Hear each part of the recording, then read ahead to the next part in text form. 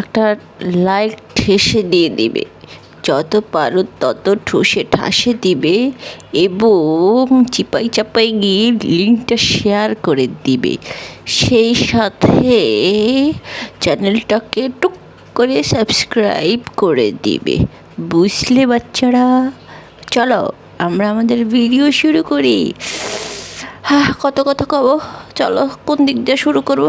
আর কিছু বুঝি নয়, যেই গরম ঠাড়া পড়া গরম পড়ছে, বাবারে বাবা কি পরিমাণের গরম পড়ছে! আল্লাহ গজব ফালাইতেছে রে এই যে ল্যাংটা পরিবার, এই নষ্টা পরিবার, এরকম মতো কিছু মানুষ গলিয়া। যাই হোক, এখন যেটা কব, দেখেন, একটা মানুষে যখন 10 জন খারাপ বলে, তখন আসলেও ওই মানুষটার ভিতরে খারাপই আছে দেখে মানুষ কিন্তু খারাপ বলে। তো যাদের ঘরের মানুষ খারাপ বলে, তাদের বাইরের মানুষ যখন সাপোর্ট দিয়ে বলে, হ্যাঁ ভালোই তো, ভালো না, চায়ের দামে শরবত পাইলাম, তো তাগরে কইতে চাই তাগো মাথায় কি ঘিলু আছে? আচ্ছা, সেইবার না এই যে ভিকটিম ফাদারের কল রেকর্ডটা যখন ফাঁস করছিল, তখনকার গিয়া বলছিল, ডাইনি মাগিনুরে বলছিল যে আমার মা ভাওতা দিছিল, ওরে ভুগিচুগি বুঝাইছিল যদি ওর বুনডে নিয়ে সংসার করে খায়।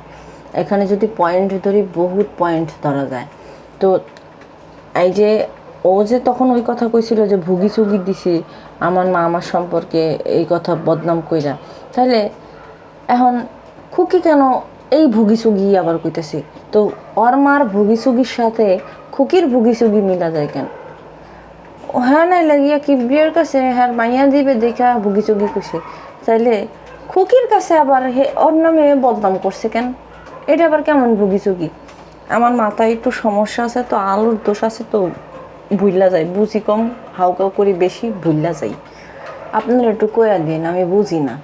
অনেকে কয় আমি বুঝি না, আমি আসলেও কিছু বুঝি না, আমাদের বুঝাই দেন। ধরেন আমি একটা জিনিস মিউচুয়াল করে দেওয়ার লেগে অনেক বড় মিথ্যা কথা কইছি, অনেক বড়। তো এই মিথ্যা কথাটা আবার আমি আরেকজনের লগে যাই কইতেছি কেন? আমার কি ফায়দা? হ্যার লগে তো কোনো ফায়দা নাই। তাহলে বুঝতে হবে, যেই মহিলার চাষিরা দেখতে পারে না, যেই মহিলার আশেপাশের মানুষ দেখতে পারে না, সেই মহিলার কত ভালো নাম নীতি গন্ধ থাকবে। যেই মহিলা 10টা সংসার ভাঙছে, 5টা সংসার ভাঙছে, 2টা সন্তানরে বাপের থেকে আলাদা করছে, বাপ মানে কত সন্তানরে মায়ের বুকের থেকে খালি করছে, আপনারা একটু চিন্তা করেন তো। বাবুরে করছে, বাবুর তো মারা যাওয়ার সময় বাপে দেখতেও পারে নাই, আর বাপের তো বাবু দেখতেও পারে নাই, বাবুরে করলো। সানিরেও করছিল, সানির মা ছিল না, বাপ ছিল, একটা বোন ছিল, সেহেনেও করছে। খালি পারে নাই কারে? ভিকটিম ফাদাররে পারে নাই, পারছে কারে? বাপ্পিরে পারছে।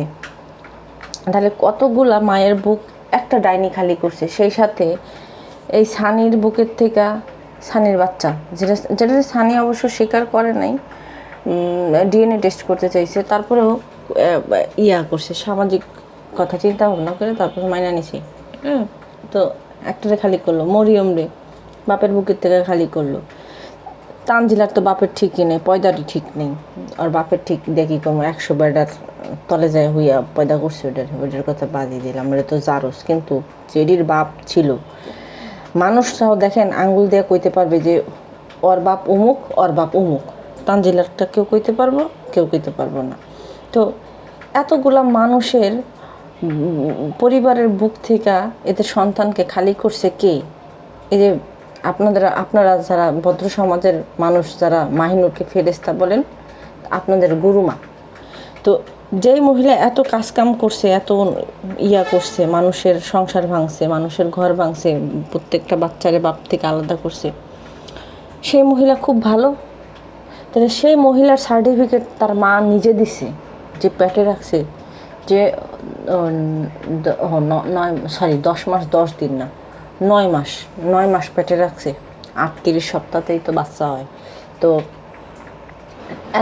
এত সপ্তাহ বাচ্চা পেটে রাখছে, মানে মাহিনুরের মতো একটা ডাইনির যে পেটে রাখছে, সেই ডাইনির সার্টিফিকেট তার মা নিজের মুখে দিছে যে ও ভালো না। আপনারা তার কথায় বুঝেন না যে বাপ্পির সাথে যা ইচ্ছা তাই আচরণ করে, তুই কিবরিয়ার সাথে সেরকম করতে পারবি না, কিবরিয়া কিন্তু ভাববি না বলছি। তাহলে সেইখানে ওই মহিলার সামনে এমন কোনো ঘটনা ঘটছে, ওই মহিলা দেখছে, ওই মহিলা তার মেয়ে সম্পর্কে জানে দেখে মহিলা এই কথা কইছে। তাও কার সাথে কইছে? আরেকটা পুরুষের সাথে কইছে, যে কিনা তার মেয়ের স্বামী ছিল। হ্যাঁ, হয়তো তখন ডিভোর্স হয়ে গেছে, না আমার ডিভোর্স হয়নি, ডিভোর্স হওয়ার কথাবার্তা চলতেছিল। তো সেই সময় কইছে, সেই পরিস্থিতিতে। তাহলে বুঝতেছেন না আপনারা? তো ওই মহিলা কত ভালো। ও হইতেছে গিয়ে জঘন্য জঘন্য জঘন্য। দুনিয়াতে যদি কোনো জঘন্য মানুষ থাকে, অনেকে অনেক দলের নেতাকর্মী বলেন বা অনেক অনেক, আমি বলতে চাইতেছি না, অনেক মানুষরা আপনারা খারাপ বলেন, তো এদের থেকেও কম খারাপ কিন্তু এরা না, এই ডাইনি মাগিনুন না। এদের থেকে বরঞ্চ এদের থেকে ভয়ঙ্কর বেশি খারাপ হইতেছে কি এই ডাইনি মাগিনুন। হয়তো কি সামাজিক যে নেতাকর্মী দেখেন, এরা হয়তো কি কারো সংসার ভাঙতে যায় না, কারো সন্তানরে তার বাপের বুকের থেকে আলাদা করে না, কারো বউরে না আরেকখানে বিয়ে দেয় না, কাউরে কয় না পায়ে ধরে থাকবি, এখানে ধরে থাকবি, সেখানে ধরে থাকবি, কিন্তু মাগিনুরিটা করে। তাইলে ফ্যাসিস্ট যদি আপনারা দেখতে চান, এই পদ্মার স্বরের ব্যাপারী পরিবারের ফ্যাসিস্ট হইতেছে গিয়া এই মাহিনুর ফ্যাসিস্ট, বুঝছেন? যার মা কিনা নিজে তার মেয়ে সম্পর্কে সার্টিফিকেট দিছে। তো মা যদি তার সন্তান সম্পর্কে সার্টিফিকেট দেয়, আমরা কইতে সমস্যা কোথায়? কোনোই সমস্যা নাই। আর সমস্যা হইলেও গায়ে লাগাই না। আমার এগুলো দিয়ে কোনো কিছু যায় আসে না। হ্যাঁ, আসতো যাইতো যদি তার সম্পর্কে কোনো ভুল কথা কইতাম, ভুল তথ্য দিতাম, তখনকার। কিন্তু আমরা তো কোনো ভুল কথা কই না, কারণ আমরা তো তার মা বলছে, তার মায়ের মুখের কথা, তার মা বলে পীর আউলিয়া দরবেশ, তো সেই দরবেশের মুখের কথা অনুযায়ী তো আমরা আপনাদেরকে বলতেছি। আর কার্যকলাপ যেরকম করে, একটা বাড়ির বউ যদি পাছা লড়ায় নাচানাচি করে, তাহলে বুঝতে হবে সেই মহিলাটা কোন জাতের মহিলা। সে সমাজের কাউরে সম্মান দিতে জানে না বা দেয়ও নাই, তার কাছে এগুলো কোনো ব্যাপার না, এগুলো কোনো ম্যাটার না। সে চিন্তা করে যে আমার রাজ্যে আমি রানী, আর কোনো রানী নাই, আর কোনো রাজা থাকতেও পারবে না, আর কোনো রাজার বংশধরও বিস্তার করতে দিবে না। সে হইতেছে এরকম। সে তার নিজের সন্তানের ভালো চায়, কিন্তু অপরদিকে অন্য সন্তানের ক্ষতি কইরা। এটা কি আল্লাহ তাআলা মাইনা নেবে? ওর সন্তানদেরকে দিয়ে দেখেন তো কি হয়েছে। ছেলে ক্লাস 9-এ পড়ে, ঠিকমতো পড়া কইতে পারে না, ঠিকমতো রিডিং কইতে পারে না। মেয়ের একটা এমন দশা, প্রতিবন্ধী, এখনই নাচনেওয়ালি বানাইছে। ওদিকে গিয়ে বড় মাইয়া মনে করেন নিজের পুটকির সুতা বেড়ে যায় জামাইয়ের পিছনে খাটতে। তাহলে আল্লাহ কত গজব পরে উপরে ফালাইছে। ওর তো মনে করেন যে গলার মাংস যেটা, ওটা ঝুলা গেছে গা। ও কিন্তু হিজাব খালি পরে না, ওর হিজাব পরার পিছনে কারণ আছে। ও হিজাব পরে গিয়ে ওর যে থুনি তো বুঝো, থুতনি, এটার আমরা থুনি বলি, আমাদের মোগলি এটারে থুনি বলে। তো এই থুনির নিচের মাংস ঝুলা গেছে। তো মাংস ঝুলা যাওয়ার পরে কেমন লাগে না, আমরাই যদি এরকম থুনিটা এরকম করে দিই, চাইপা ধরি, তাহলে আমাকেই তো গলার মাংস কীরকম হয়ে যায়।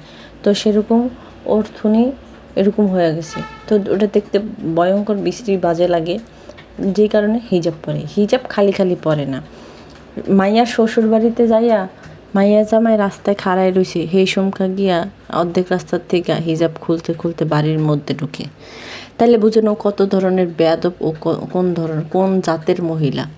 আমার খালি ওর সম্পর্কে কথা কইতে গেলে খালি মুখের মধ্যে বাজে, কেন ভালো কোনো কথা কইতে পারি না, খালি অল টাইম গালি আসে মুখের মধ্যে, বুঝছো? তো এর অবস্থা শালি একদিন এমন হবে, চিন্তা করেন, খুব ভয়ঙ্কর হবে। ওর শাশুড়ি যেরকম করে মারা গেছে না, ওর আরও এরকম এর থেকে ভয়ঙ্কর পরিস্থিতিতে পুরো ওর দুনিয়া ত্যাগ করতে হইব, আমার যেটুকু মনে হয়। কারণ ওই যে বলে না রিভেঞ্জ অফ নেচার, তো এরকমই রিভেঞ্জ অফ নেচারই। তো ওর হবে, এটা আপনারা শুধু ওয়েট করেন। আচ্ছা, যাই হোক, এখন মন্টিয়াপুর জন্য একটা রেসিপি দিব। মন্টিয়াপুর রেসিপি চাইছি বিরিয়ানি মশলা দিয়ে কীভাবে বিরিয়ানি রান্না করে।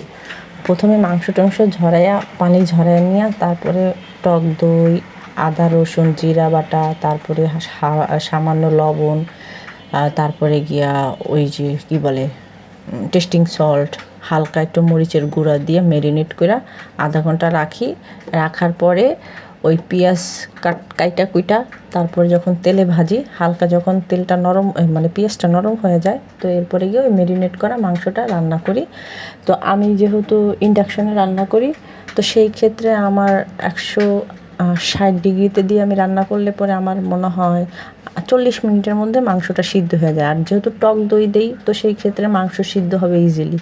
তো এরপরে যখন মাংসটা সিদ্ধ হয়ে আসে, একটু মানে মাখা মাখা করে একটু নামানোর পরে বিরিয়ানি রান্না করার জন্য যে পোলাওটা রান্না করি একটু হালকা পানি দিয়ে, যাতে করে ভিতরের চালটা শক্ত থাকে। তো এরপরে গিয়ে বিরিয়ানির মশলাটা মানে বিরিয়ানির যে মাংসটা রেডি করি, ওই মাংসটা ওখানে ছাইড়া দিয়ে আলতো হাতে উঠায় দিই।